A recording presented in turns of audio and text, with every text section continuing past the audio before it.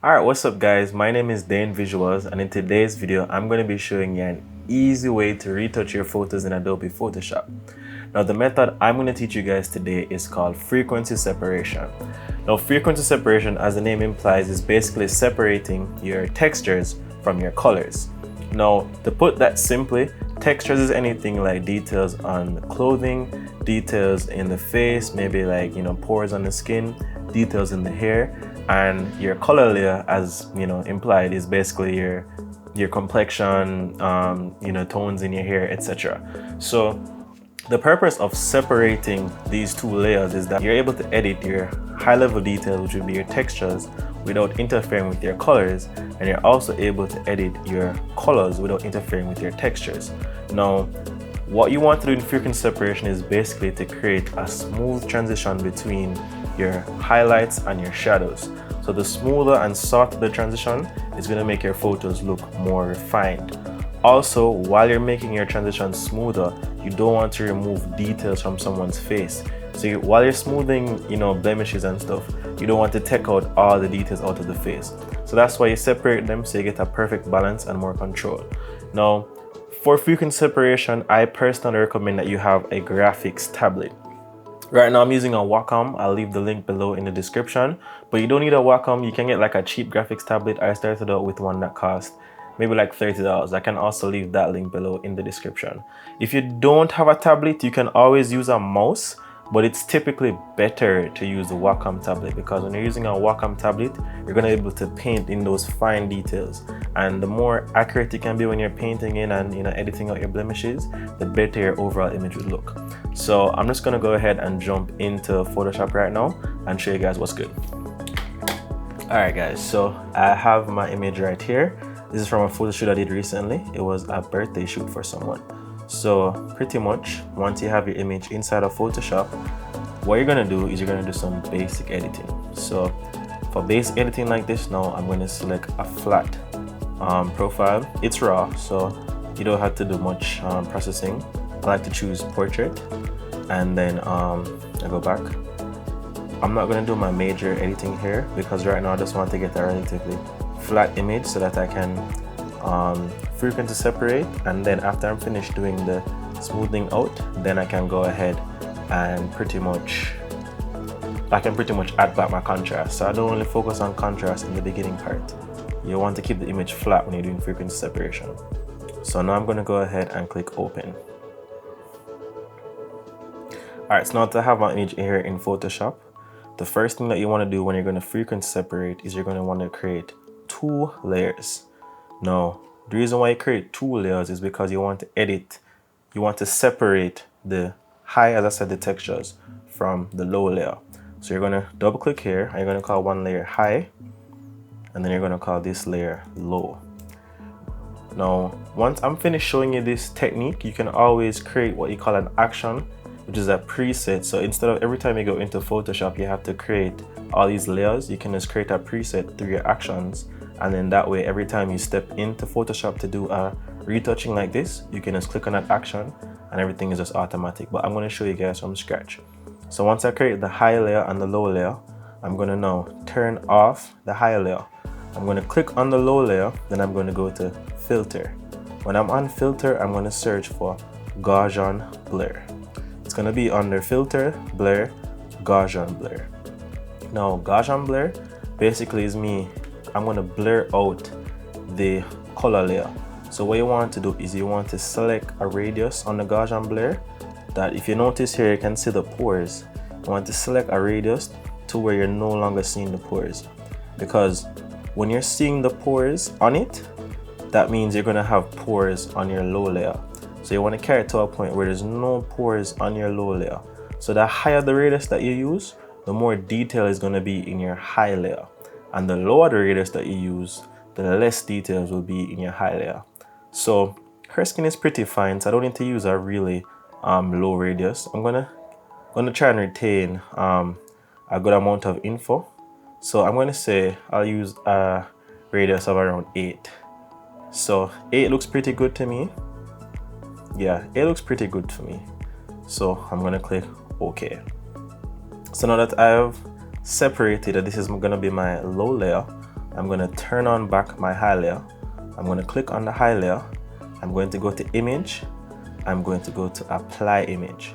Now, when you go to apply image, you're going to go to, when you select your high layer, so you're going to click on the low layer. So what you're doing now is you're separating it. So I think you go to subtract. Yes, subtract. So your blending mode is subtract, and your scale is going to be 2 and your offset is going to be 128. To be honest, I can't quote you exactly why these are the settings you're supposed to use, but if anybody knows, you can feel free to tell me in the comments. But there's a specific reason why I use this setting. So right now you can see that it's separated. You can see some like a gray area, you can see some sharp lines there. That's the separation of the high layer versus the low layer. So I'm going to click OK now, and as you can see, there's this gray looking sharp thing here. Once you're finished separating it, you're going to change your blend mode on the high layer from normal to linear light. And the reason you do this now is because you're going to blend back in the high level of detail with the color layer. So once you've done that, you can go ahead and click on both the layers by holding Shift on Mac, and then I'm going to press Command G to group those layers. Now if you notice, when I turn on and off the layers, there's no difference, simply because this is exactly how the image is blended. So there's not going to be any change in the image. So when you're doing frequency separation, I always recommend to persons to edit in a way that we call non-destructive. So what non-destructive basically means is that you're going to edit your image with an additional layer, so that you don't make changes to the original image, you're making changes to the duplicate layer. So I'm going to duplicate my low layer, and now I have a low copy. I'm also going to duplicate my high layer. Now I have a high copy. So all I'm going to do now is I'm going to click on my low copy. I'm going to hold on to Option on Mac, and you're going to see a little arrow with a box come up. I'm going to click on the low layer now. So now I have clipped my low copy to my low layer.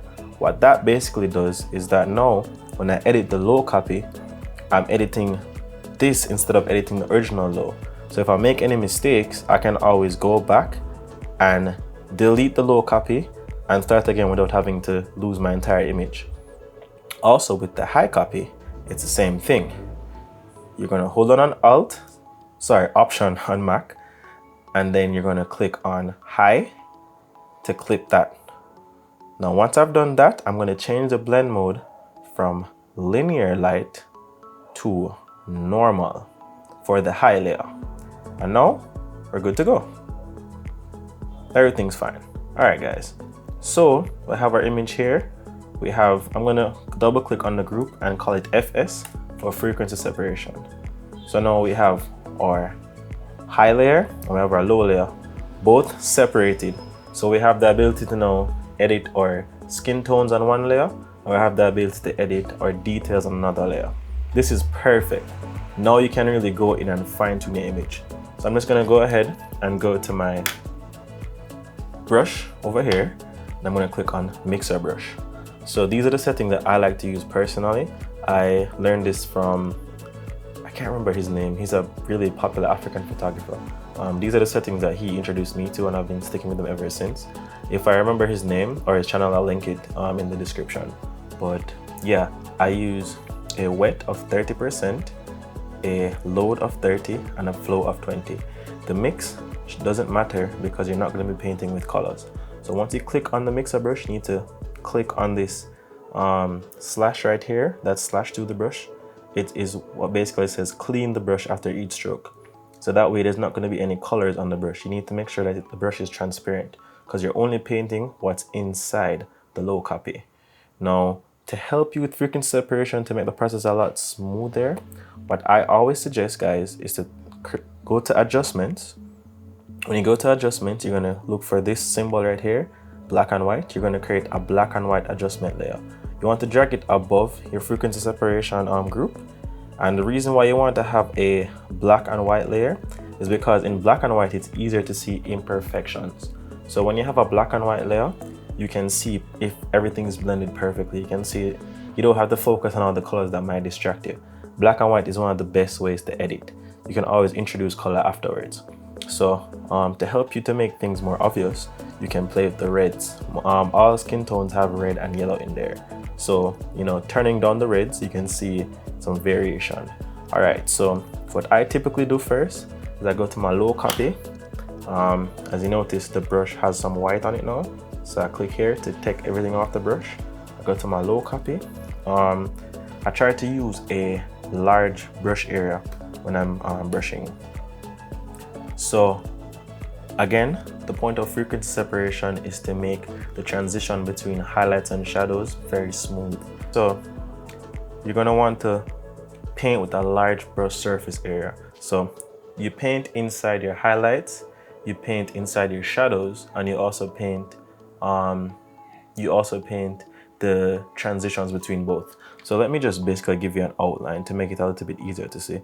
I'm going to create a new layer and then I'll just show you the areas. Okay, so I'll use a regular brush to do this brush and then change this to, all right, let's use magenta. All right, so for instance, this right here, oh, it's not, I have to bring it above the black and white layer, my bad.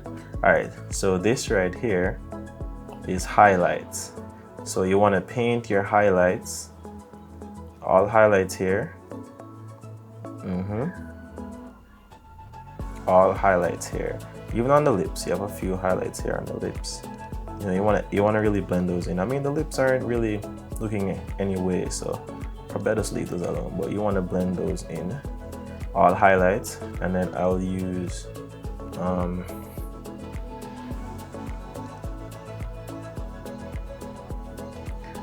a green to show the shadows, and these now are shadows, so you can see the darker areas. So you want to blend the transition in between the both of them, and you want to paint inside of them. You get me? So now that you have an idea, magenta is for the highlights and the green is for the shadows. So you basically just want to paint in those areas and also in the intersections of those areas. So you want a smooth transition and you also want the areas themselves to be smooth, but never just immediately go from shadows to highlights. Only the intersection as well as only the area itself.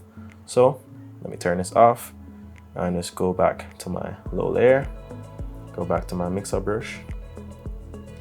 And when you're using the mixer brush, always remember to ensure that you clean the brush. You don't want any colors on it because you're not trying to add green or you're not trying to add any colors to it. So when you're using the mixer brush, you don't want to be painting too much. You just want to go in, lightly do some strokes like this. All right, we get a little stroke here. And then, you know, painting the shadows, painting this little intersection here. All right, you don't have to do anything crazy because you're not trying to alter her face. You just want to go in and refine. You don't want to do too much. You never want to do too much. You know, the point of retouching is just to enhance what's already there, not to create a new person. As well as when you have your details there, it really helps you a lot. So even though I'm painting, as long as my details are in my high layer, I can't paint them out. So let's see if we can see a difference. Now I'm clicking. Yeah, definitely can see a difference. Definitely can see a difference. All right. And now when you're using your low layer to blend in your skin tones and your complexion, you want to do it from far. You don't want to do it too close because you want to see what you're doing to the face overall. But when you're doing your details, you want to zoom all the way in because you really want to go in there. You want to get in there and really like fine tune. You don't want to do nothing too big. So when you're doing your details on your high layer, you're going to go to the clone stamp tool. It's S on Mac. So honestly, there's not much imperfections on her face, so I'm just gonna go here and pretty much for the clone stamp tool, you're gonna press Alt on Mac. I think it's Alt on Windows, and you're gonna select an area. All right, so with the clone stamp tool, you're gonna want to press option, and then you're going to click on an area close to the blemish that you want to take out, or the whatever you want to take out, because you don't want to click somewhere, like for instance, you don't want to click here and then paint here, because you want to click somewhere that's close to where you want to paint, because you want to give it a more realistic or similar look, because the tones will be closer to a closer area. So here has a different tone from over here. So, you know, I click here and then I just paint over here, and then you just keep doing that. Remember to be zoomed in so that you're making micro adjustments. And again, you don't need to paint out all the details of someone's face. I mean, you only need to take out like maybe any big ones. Like honestly, like I don't like, some people take out like, some people tend to take out like even freckles and stuff like that, and I think those are natural. Like you're not trying to totally change someone's face. You want to enhance, but like some things really are, like if someone has like a birthmark or something, unless they have a problem with it per se, I think you should keep it in there. Like you're not trying to create a new person, just enhance. And if your lighting is good, then most times you won't have to do that much, because flattering lighting gets rid of a lot of imperfections, you know, really helps. So yeah, I mean, let's look on the before and after. So I'm going to turn off my black and white layer, and you know, on, off. Yeah, we barely did much. We don't have to do that much because her makeup was pretty good, her lighting was on point. So yeah, we're seeing a nice difference, you know, like a few blemishes out, skin is blended nice. All right, so this is some basic frequency separation. I don't want to get too complex with you guys. You guys just need to practice the particular methods that I showed you in this video. So you just need to ensure that you're using the mixer brush on the lower layer. You need to ensure that you have a good amount of details on your high layer. And a lot of it comes with practice. The more you practice, you get a better idea of what you want to do and what you don't want to. But a major key for frequency separation is get your lighting good in camera. Once you have good in-camera lighting, you don't have to do that much work. Most of the work is done in you actually taking the picture. If you have to do everything in post, then you made a mistake during your shoot. So this is basic frequency separation. I also want to give you guys a dodge and burn tutorial, but I'll make another video for that. So this is the beginning. Also in my other tutorial, I'll show you guys how to brighten up your eyes as well as to whiten your teeth. So thank you guys for watching this video. If you like this video, let me know in the comments. If there's anything else you'd like to know, feel free to let me know in the comments as well. Thank you.